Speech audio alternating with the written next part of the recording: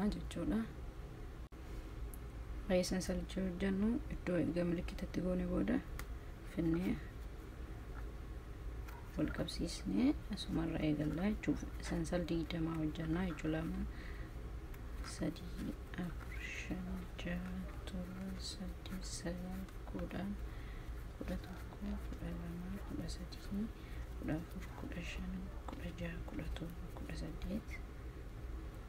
9 10 11 12 jechuudha. as bira yoogeennu finnee wanta geengoo ta'e tokko itti godhu qabnaa jechuudha.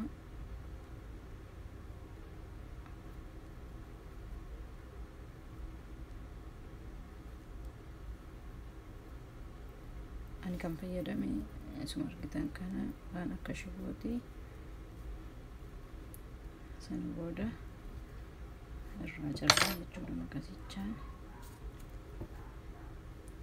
eegasii keessaa luqqisnee kana wal qabsiisnee ammas asiin abaaboo kaayatuma maaliif walqixa akka ta'u wannaan roobni isaanii akka hin jajallanne asiin eega tokko ta'e asiinis tokko dhufu. sadiinuu 20 goona jechuudha. walqixa ta'uu qaba. sansalli isaa walqixa ta'uu qaba. finnee ishii lammaffaallee yoo geessinu asuma keessa qabsiisnaa jechuudha. kanuma qaba. ishii sadaffaallee finnee akkuma kaawwanii qabsiisnaa jechuudha. sana booda dheeressineet irraa jechuudha.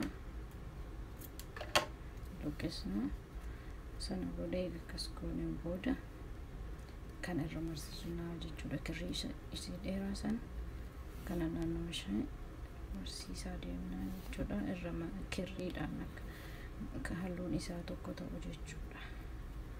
shiboo dhoksuudhaaf yookiin wanta geengoo wannuma ta'eeyyuu ta'u isuma san dhoksuuf maacha akka ta'u maraa deema.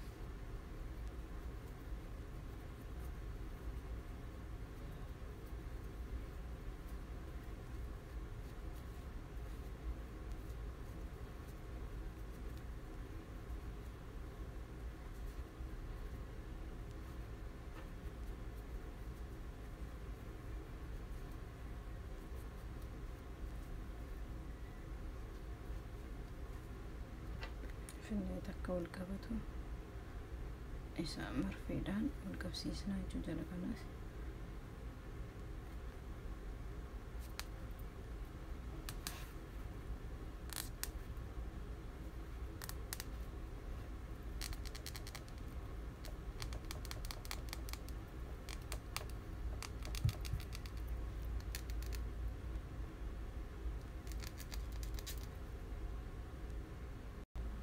kanas asiin akkuma asii asiin finneeti marfeedhuma wal qabsiisnaa jechuudha.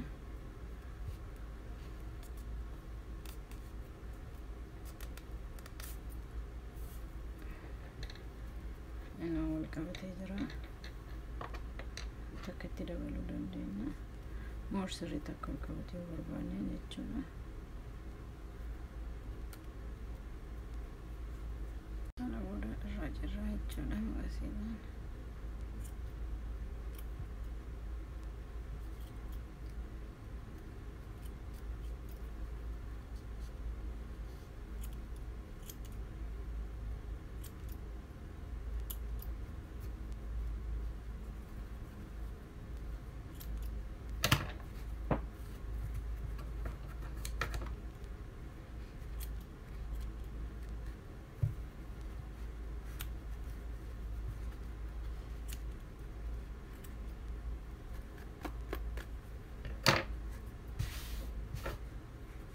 Kana ta'e booda kana eega ta'e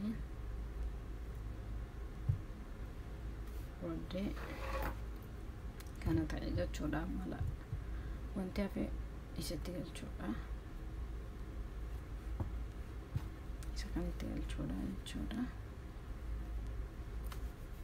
Okay, amma kan olii qabsiisuuf deemna. Abbisitu keenya asitti goonaa jechuudha.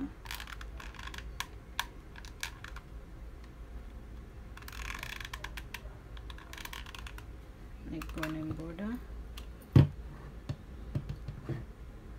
ishii kana filneet qixxeenta gadi goonaa jechuudha.